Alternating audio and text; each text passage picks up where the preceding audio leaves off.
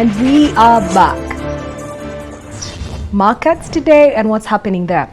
But we want to take a different angle this afternoon, and look at the politics and the impact that politics have on the economy.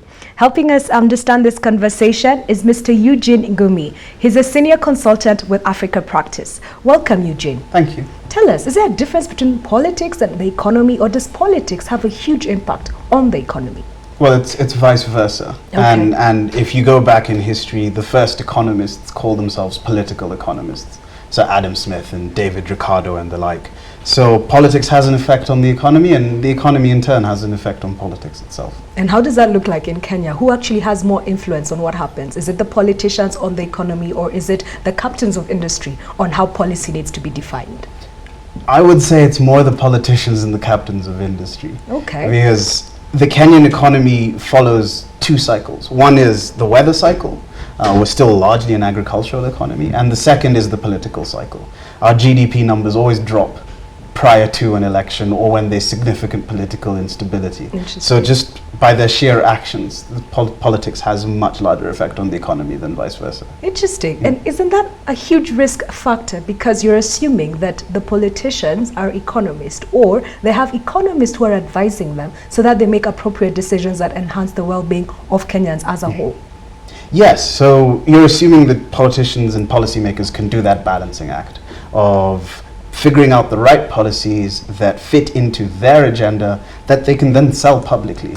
And that's eventually what becomes legislation or economic policy or budgets, and that then drives the economy. So in Kenya as well, don't forget, the government is the largest formal employer, the largest spender, and the largest borrower in the economy. So their decisions have an outsized impact on the rest of the economy. So you're damned if you don't, you're damned if you do. At least if you're on this part of the economy, if you're an individual who has no influence in as far as government is concerned. I would say if you're in business, if you're an investor, you have to understand at least some of what's going on in the politics that could affect your business or investments in order to make smarter investments and business decisions. Very good insight. Okay.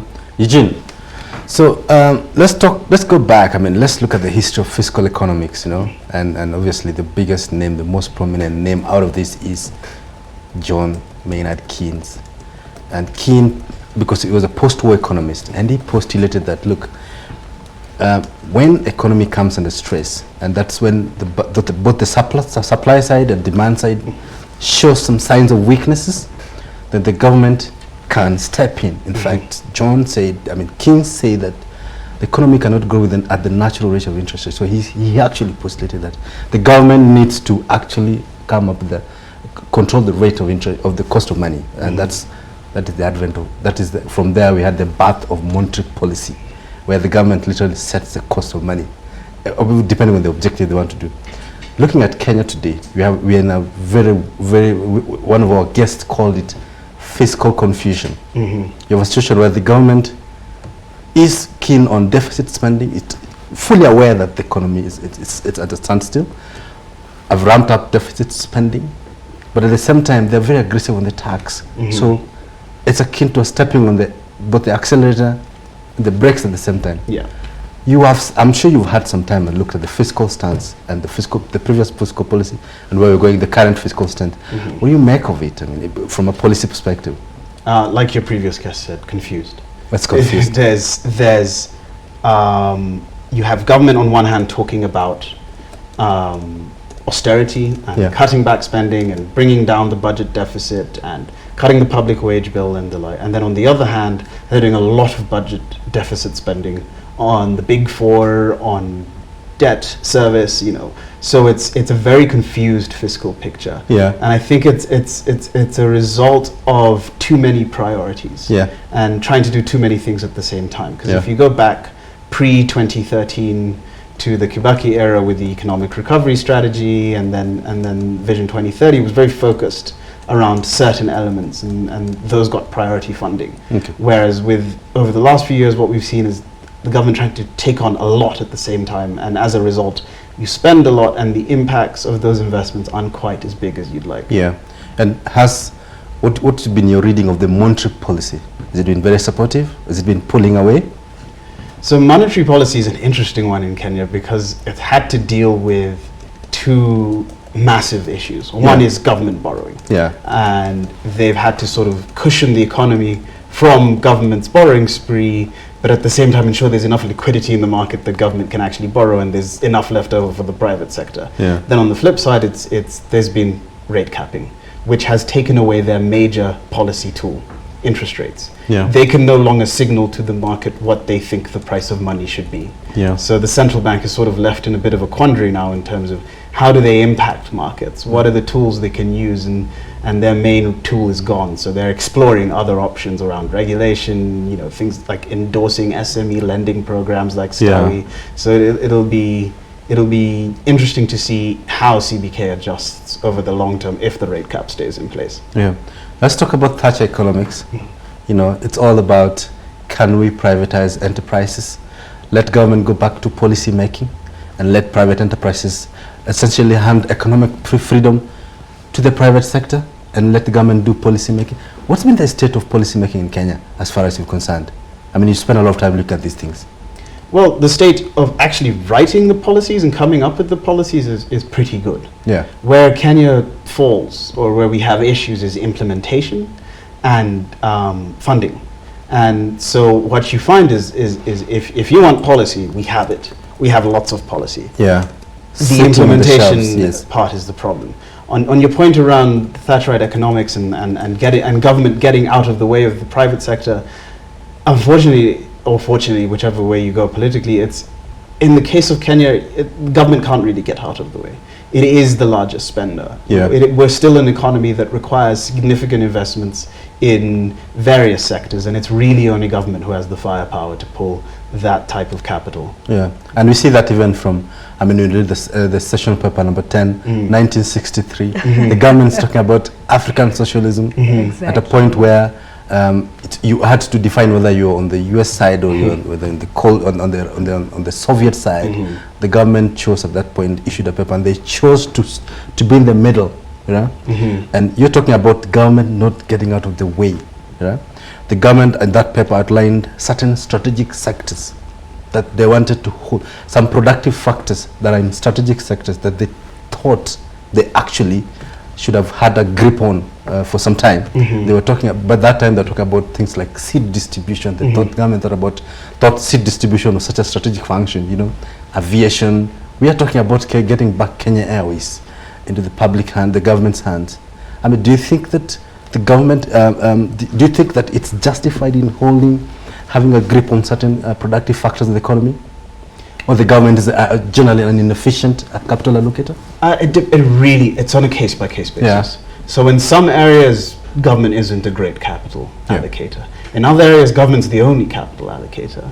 In some areas, but the reality is in most sectors, it's a mix of the two.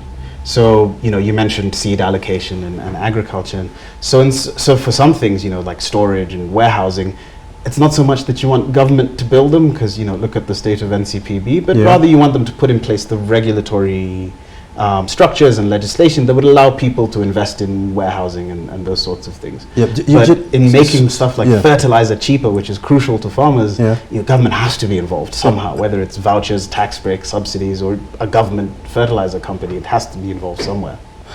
Should government be distributing fertilizer in 2019? Probably. Okay. So that will stop. Let me just circle back on the interesting conversation of Vision 2030 and the sessional paper that you've also mentioned. So we said that when we're during the Kibaki era, there was a lot of focus on this is what we want to do. And I understand that the way policy worked is if you had a project and it wasn't funded, it just did not make its way into the finance bill. You didn't have a budget that was a wish list. But I suppose then the era has changed. We have a new executive office and their mandates are different. But now we've moved from Vision 2030 and now it becomes apparent that we have the Big Four agenda.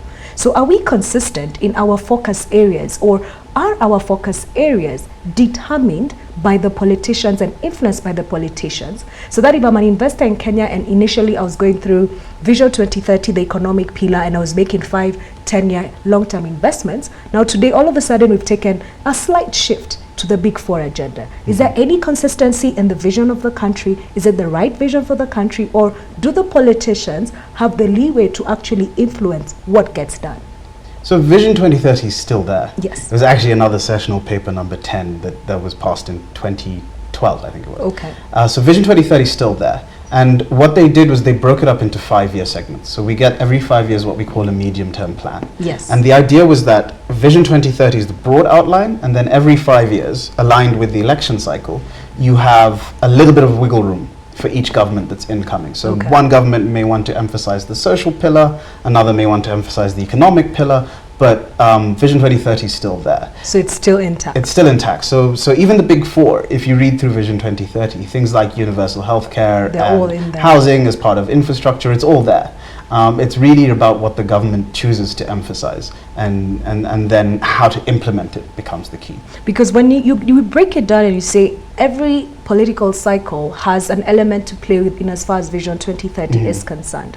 My concern comes in when we don't complete, as you said. So we have papers that are saying this is the objective for the 5 years, but then we don't complete it. Then you get into a different political cycle. The objectives prior to the previous election and now going into the next election are different. So it's not that we are not sticking to Vision 2030, but then you have a myriad of projects that are not completed. So then how are we even moving forward from an economic standpoint? So that's where the implementation problem comes in. Okay. Because they're technically supposed to be planned around this 5-year cycle so that they can be implemented within that cycle so that the next guy can come in and has a clean slate to work off of. But that doesn't really happen, as some of our roads have taken decades to build. Exactly. So it's the implementation problem is holding us back in many, many ways. Okay. Yeah. But it's not something that's quite unique to us. It's No, it's around the continent. Okay. It's implementing policies and projects is a problem around the continent. so then if that's the problem in terms of implementation, and it is the private sector that actually implements the Vision 2030, at least the key attributes, if we're getting into housing, you need the private sector. Are bodies like KEPSA and the Kenya Association of Manufacturers influential in ensuring that the right policies are crafted and the right legislation is passed to enable the private sector to tap into these opportunities? Yes, so they're crucial to ensuring that. So sector bodies like CAM and private sector bodies like KEPSA are absolutely crucial to that process. And there's a lot of ways that they can and do get involved in the legislative process and the budget process every year. So you get legislation that's passed, you get new regulation that's passed, you get tax breaks. I don't know if you've taken a look at this year's import tax breaks, but they're really heavily structured around housing and construction materials. So that's obviously looking towards the affordable housing pillar of Big Four. But then in terms of, oftentimes, part of the funding is coming from government for many of these projects. Oftentimes, there's other regulatory issues and policy issues that don't quite get sorted out. So you may have the money in place, you may have the materials in place, but you have the land. Okay. Right? And you get into those sorts of it's a delicate balance. Let's talk housing now. You've just mentioned about housing, tax breaks being issued to housing. So we've got the government has the Housing Development Fund that they project every year. I don't know when it gains traction every year, they'll be able to collect about $5 billion every year. Yeah, that's one side. On the second side, we have the Kenya Mortgage Refinance Company that has just been launched. These two policy moves, are they cannibalizing each other? Do you see them working together smoothly, rather? I see the intent behind them, and the way they're meant to work together. So the mortgage refinance company is supposed to look towards the middle and upper end of the market. There are only about 24,000 mortgages in Kenya. That's tiny. And the main reason for that is the expense. And if you can have a mortgage refinance company that backstops or guarantees the risks, banks may be willing to put down the cost of mortgages, and then a lot of people in formal employment would be able to afford houses and mortgages. And then the other end of that, the National Housing Corporation, is aimed at the low and lower middle income end of the market, where even if you guarantee mortgages, banks would still be quite hesitant to go into that section of the market. So government has seen that there's a gap there, and they'll need a government agency with government funding to go in and fund the building of those homes. And do you see that the fund is more of an off-take vehicle, or it's a guarantee? It's like to underwrite more of those housing risks? Yeah, so the reinsurance fund is definitely a risk leveling vehicle. Yeah. It's not going to fund mortgages directly. It's going to act like, I don't know if you know Fannie Mae and Freddie Mac in the US, and so backstopping and guaranteeing 2008. mortgages. Yes. North So there's the risk, financial right? crisis. In terms of clearly it'll need to have clear procedures and a very clear strategy and understanding of mortgages in order not to fall prey to the same risks. But the idea behind them is the same. Okay. Okay. But that's, I mean, I was looking at the two setup scenario, the two entities, and I get confused because the latest literature I have is that the government actually is contracting private sector entities to actually do the actual construction of houses and then sell them. But in the case where they are unable to sell those houses, then the fund will kick in and take over the sort of an off-take vehicle of those houses, and then allocate the houses on a lottery basis. Lottery. I mean, we all know lottery. It could flip the other way. Yeah, it could. But which for me was a bit of a setback, because I thought that it's a very clear, the selection criteria is very clear, that this X group of people qualify for a house. But I was taken aback when I heard about this lottery concept, which made me to ask you whether these two entities were going to be cannibalizing on each other. So you've just pointed out the final policy issue that Kenya is not very good at: communicating. Yeah. Clearly. Yeah. The policy. Yes. Right. And that has been an issue. Whether it's affordable housing, and we don't quite know how it's supposed to work, whether it's UHC, and we're not clear whether it's universal coverage or universal care. So it's communicating policies is just as important as their design and their funding, in terms of getting people on board, getting private sector stakeholders on board, getting investors on board is crucial to many of these policies working. Yeah. And communicating the policies has been a bit of an issue for them. You talk about communication. Actually, I'm just reading about I'm just reading about the memoirs of Ben Bernanke. You know, Ben Bernanke is the former Fed chairman, and he has a very nice book about the art of policy signalization. Do you have a problem with monetary policy communication today? You think is this signaling enough? I think the current governor has moved the central bank into at least the 20th century, probably the 21st century, in terms of, if you remember before his tenure, the Monetary Policy Committee was like choosing a new pope. He had no clue what happened until the statement came out that the rates have been raised or X, Y, or Z has been done. The fact that the governor not only does press conferences afterwards and answers questions, but tweets and regularly issues statements and does speeches is again, I think it's part of the fact that central bank and monetary policy has moved on to that globally. And secondly, that he doesn't have his main tool. So signaling is one of the ways that he can try and push the markets in the right direction. But come on, Eugene. The credit channel is not just the only monetary policy channel. I think they're doing that one. I'm with you, Jim. I think we're doing a better job at that communicating with the central bank. I think the monetary policy statements are a bit boring. George, hold on to monetary policy. We take a quick break. The NSC has just closed. Look out for the closing bell.